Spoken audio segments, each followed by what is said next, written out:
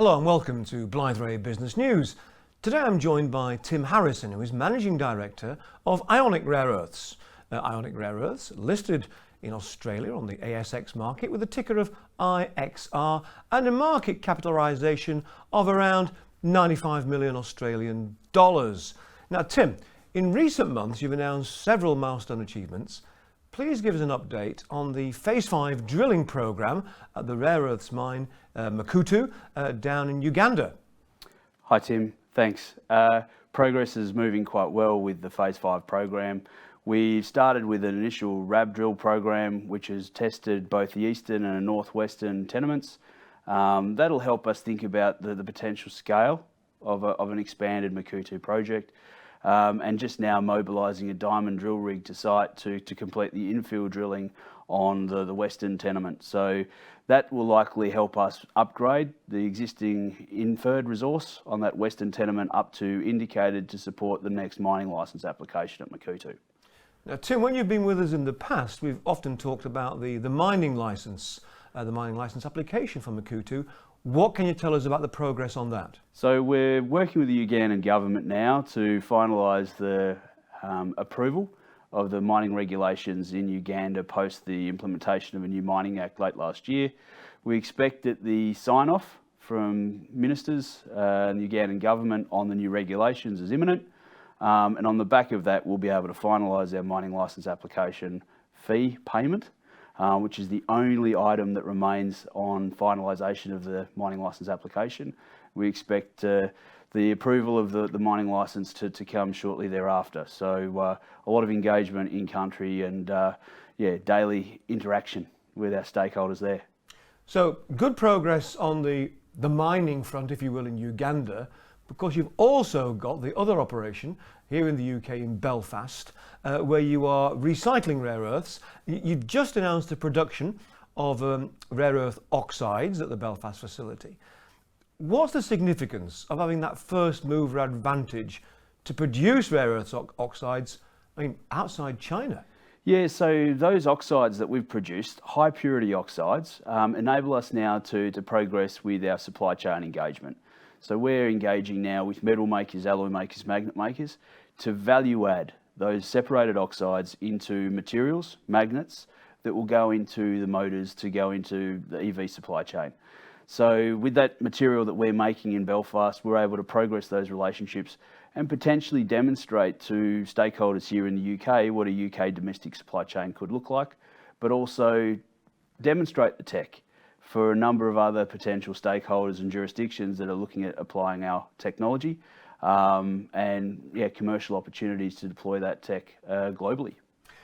Ionic Tech is the name we're using for the operation in Belfast. So how much has Ionic Tech produced in the Belfast facility, and how much, critically, how much do you expect them to be able to produce in the future? So far we've produced about 40 kilos of high purity separated neodymium oxide and about 6 kilos of dysprosium oxide. So that's the commissioning ramp up that we're working through at the moment. Over the course of the next 12 months, our plan is to process a minimum of 30 tonnes of magnets to produce 10 tonnes of oxides, again, to put in the hands of our supply chain partners and demonstrate that new economy and new supply chain for Western end users. So a very exciting 12 months ahead for Ionic Technologies. Well, let's look at that next 12 months for Ionic Technologies, but also for the operation in Uganda.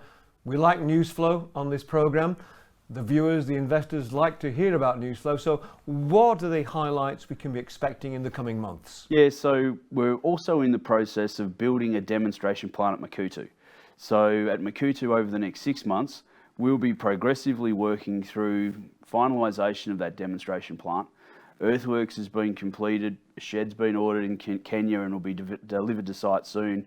We've got equipment being delivered to Uganda. We're going to run heap leach columns and cribs as part of the first phase of de-risking the project, producing MREC so that we can further refine and optimise the demonstration plant at Makuutu.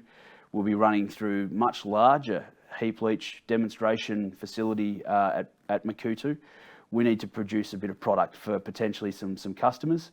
And so that will all be part of what we need for the final investment decision at Makuutu, along with some discussions that we're having on where our product goes in the supply chain. So we'll have to commit our product to a Western supply chain more than likely later this year, to work through the financing to be ready to put our product into that new supply chain come early 2025.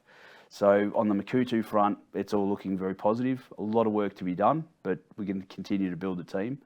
And with the magnet recycling at Ionic Tech, I think we're on the cusp of some very important growth and opportunity that comes from being a first mover in separated oxides.